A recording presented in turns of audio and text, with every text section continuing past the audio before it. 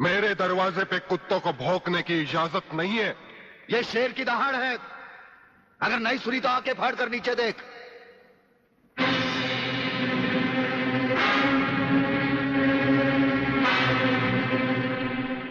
Inspector वागले, तो अपने आप को समझता क्या है? तेरे जैसे पता नहीं कितनी खाकी वर्दी वाले हमारी घर की चौकीदारी करते हैं। नौकरी करता है 1500 रुपए की और बात करता है प्रलयनाथ से। यही 1500 की नौकरी करने वाला एक दिन तुझे 150 का कफन पहनाएगा प्रलयनाथ। आज से तू उल्टी गिनती गिनना शुरू कर दे। जिस दिन भी मुझे तेरे खिलाफ एक भी सबूत मिला ना, तुझे ऐसी मौत मारूंगा कि तेरी पापी आत्मा अगले 7 जन्म तक किसी दूसरे शरीर में घुसने के पहले कांप उठेगी। अबे चुप! एक लफ्ज भी आगे बोला तो भून के रख दूंगा। तू मारेगा मुझे? है? चल चला। अब क्या सोच रहा है? चला गोली। अपनी मां का दूध पिया है तो चला गोली। इस बदन को छूने के लिए शेर का कलेजा चाहिए। तेरे जैसा बुज़दिल और नामर्द मुझ पे क्या गोली चलाएगा? चला।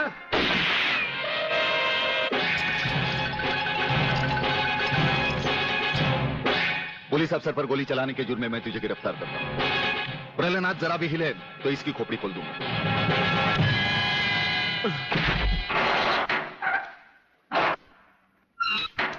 अगले मेरा बाप तुझे छोड़ेगा नहीं।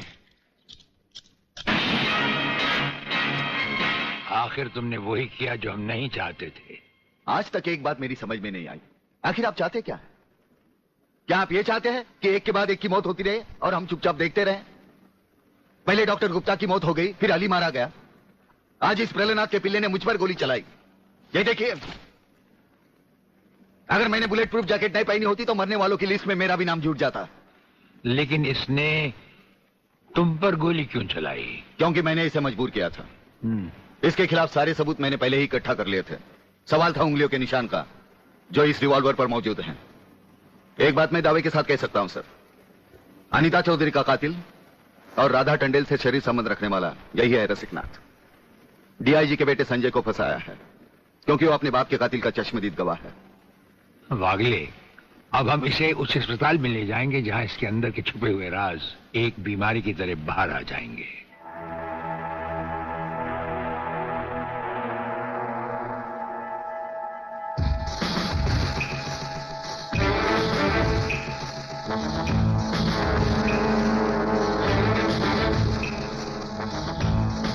जो दुश्मन यहां बांधा गया, समझो उसकी अर्थी उठ गई।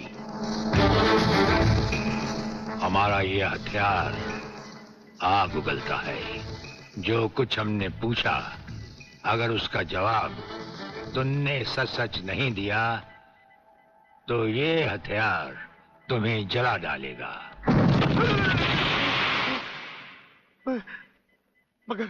मगर आप चाहते क्या है? प्रलयनाथ गिरना स्वामी तुम्हारा बाप है। हाँ जी, हाँ जी।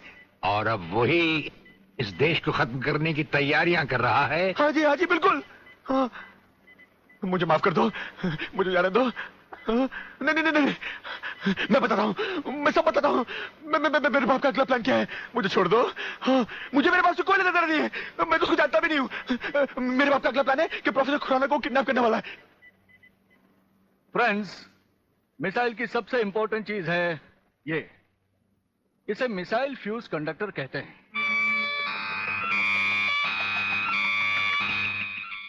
जब तक ये मिसाइल में नहीं लगेगा, मिसाइल टेक ऑफ नहीं कर सकता।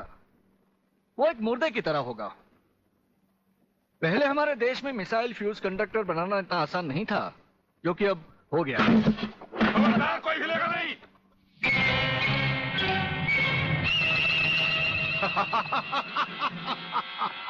कौन हो तुम? सवाल मत करो, सिर्फ काम की बात सुनो।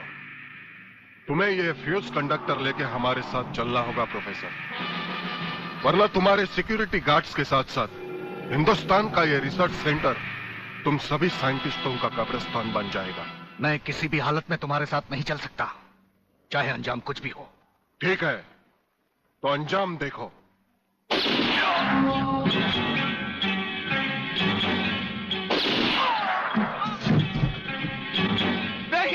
नहीं, ये इस देश के भविष्य है। इन्हें मत मारो प्लीज। मैं तुम्हारे साथ चलने के लिए तैयार हूं। तुम अकेले नहीं, फ्यूज कंडक्टर भी तुम्हारे साथ चाहिए।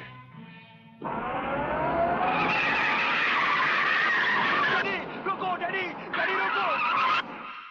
डैडी, ये बहुत खतरनाक लोग हैं, मुझे बचा लो डैडी, जल्दी जल्दी जल्दी।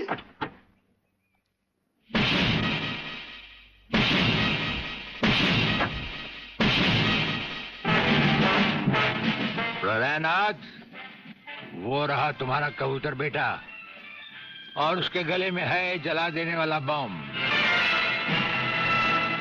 उसका रिमोट कंट्रोल हमारे हाथ में है। अगर तुमने एक कदम भी आगे बढ़ाया तो उसे जलाकर राख कर दिया जाएगा।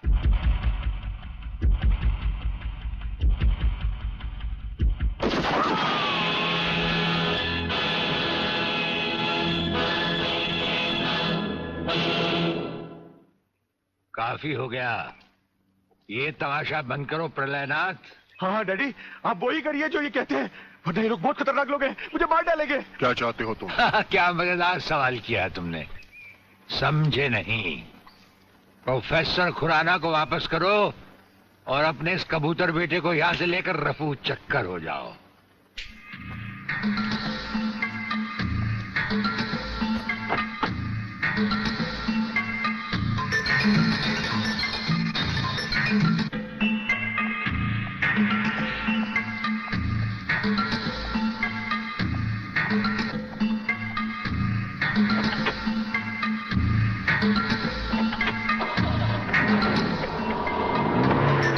ब्रिगेडियर, वो फ्यूज कंडक्टर आप नहीं जानते? हम सब कुछ जानते हैं प्रोफेसर।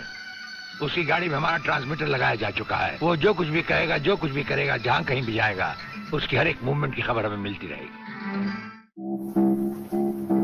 हमारे ट्रांसमीटर का सिग्नल बता रहा है कि गिड्डा स्वामी का अड्डा वो ये रहा। ये से बाहर एक वीरान जगह पहाड़ियों के बीचों बीच है। कमांडोज,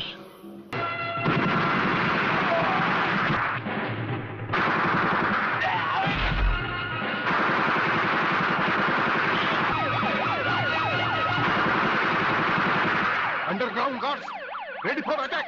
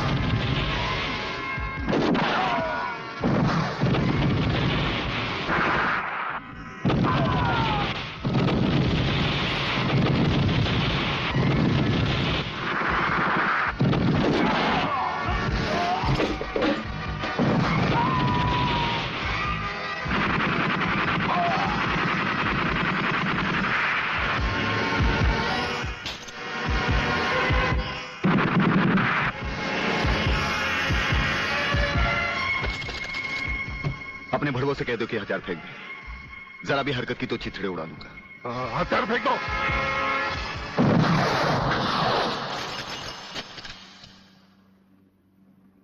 हम तो समझे थे कि तुम जंगबाजों की तरह जंग लड़ोगे, लेकिन तुम तो एक घटिया किस्म के भगौड़े प्यादे निकले। अधूरे में ही हथियार डाल दिए। प्रलयनाथ कभी कोई जंग अधूरी नहीं लड़ता ब्रिगेडियर। देखना चाहते हो तो देखो।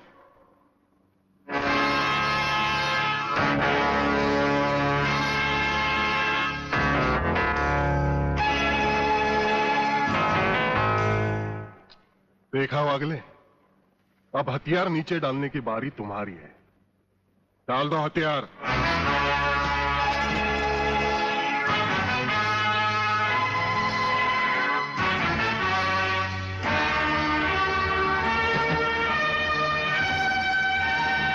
ब्रिगेडियर, हथियार नीचे डाल दो।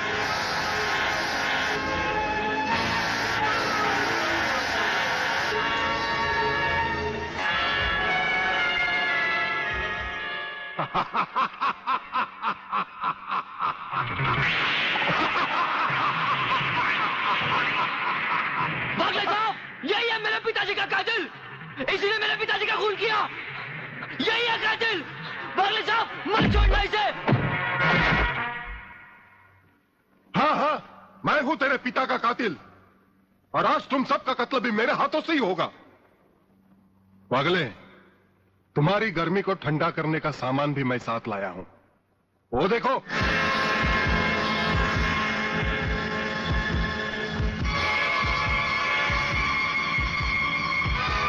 खबरदार अपनी जगह से हिलने की कोशिश की। एक ही बटन दबाऊंगा, सबको राख कर दूंगा। अगर देखना चाहते हो तो ये देखो।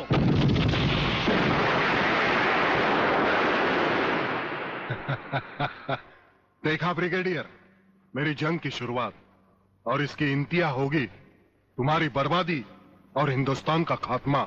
हिंदुस्तान का खात्मा? हिंदुस्तान का खात्मा तो सदियों से कोई नहीं कर सका।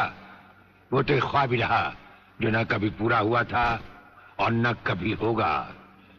रहा हमें मारने की बात, तो फिर हिंदुस्तान में शेर बचे ही कितने हैं? उन्हें तो हुकूमत भी मारने की इजाजत नहीं देती। और फिर तुम जैसे गेंडे की शक्ल की औकात ही क्या? मेरी औकात का पता तो तुम्हें आज ही चलेगा ब्रिगेडियर। मैं भी देखता हूं इन शेर के जबड़ों में कितने दांत हैं।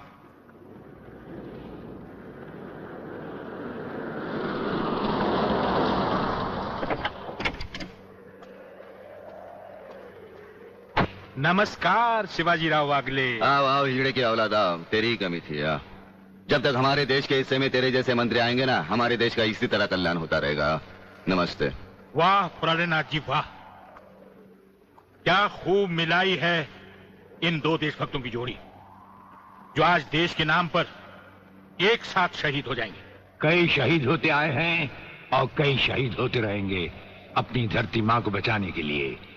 लेकिन तुम जैसे लोग जो अपने आप को ही नहीं, अपनी मां को भी दौलत की खातिर बेचते आए हैं, और उनका अंजाम एक गुमनाम लाश की तरह होगा जिसे गिद्ध और चीले नोच नोच कर खा जाएंगे। नोच नोच कर तो हमारे आदमी तुम्हें खाएंगे। मैंने फैसला किया है, आज 15 अगस्त के दिन मैं इस देश को बर्बाद कर दूंगा। आज वो दिन हमारे और तुम्हारे सामने है। ध्वजारोहण को अब सिर्फ 24 मिनट बाकी है, और 25वें मिनट में क्या होगा वो तुम सब अपनी आंखों से देखना। प्रलय 1 आउट, रेडी फॉर टारगेट।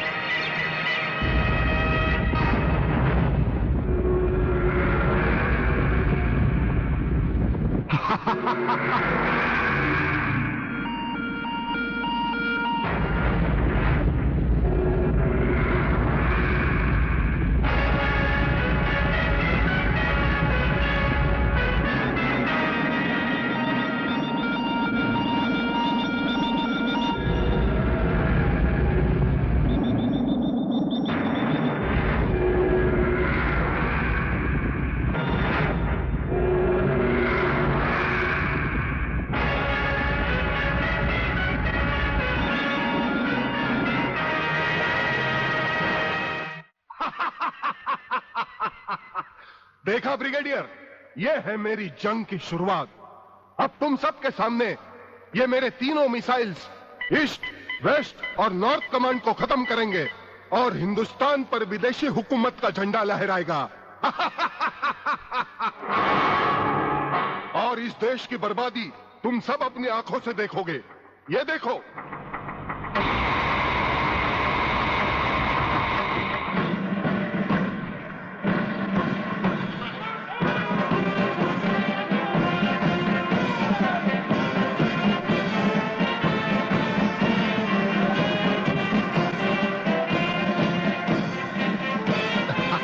आने वाले कल फिर आकर मौसम नया बनाएंगे, मौत परोशों से कह दो अब उनको हम दफनाएंगे, अपने अपने नापों का वो खुद ही कफन सिलाएंगे।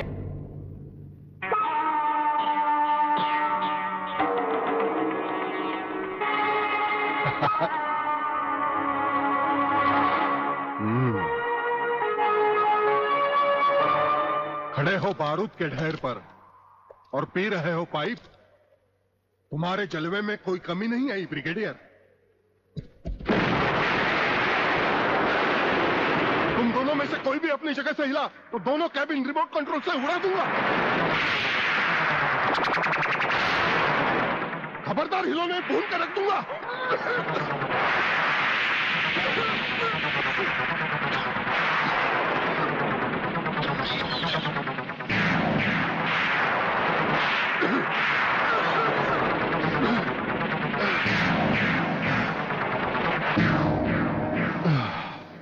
ये तो हमारे एक छोटे से पीने वाले पाइप का कमाल था।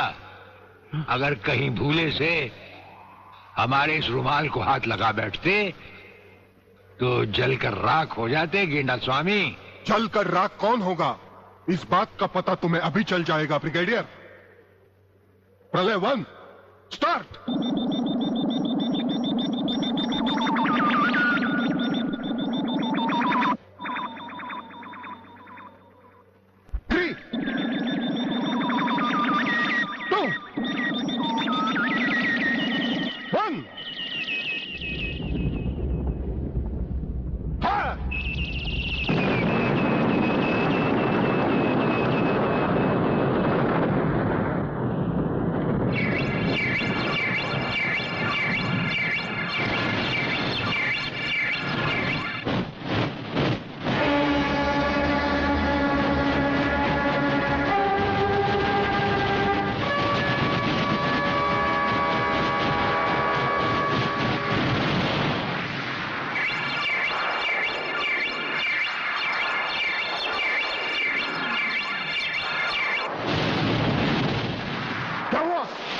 दूसरा तीसरा सब मिसाइल चालू कर दो।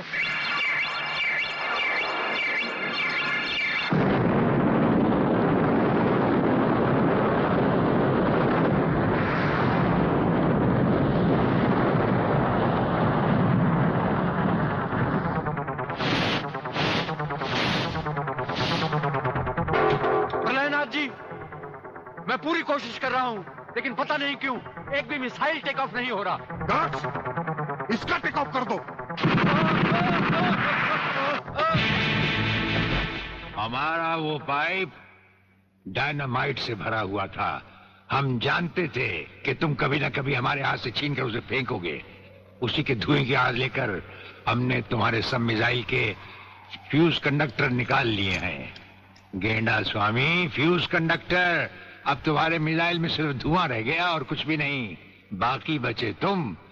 गेंडा स्वामी, उसे तो हम निपट लेंगे। भून डालो इसे।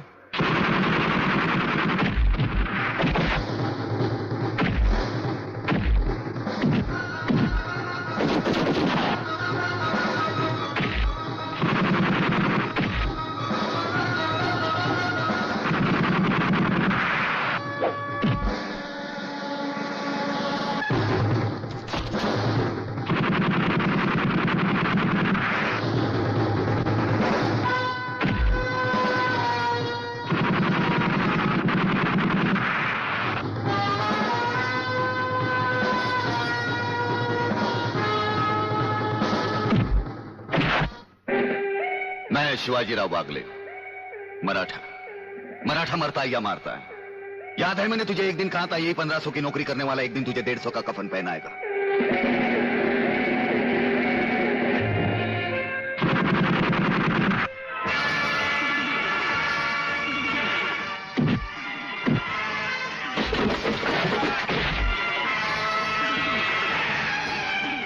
भाग रहे हो जानी? प्रधानमंत्री का ख्वाब देखने वाले मंत्री ब्रिगेडियर का सलाम नहीं लोगे? नहीं नहीं, मुझे मत मारो, मुझे मत मारो। तुम जैसा गद्दार और कहता है मुझे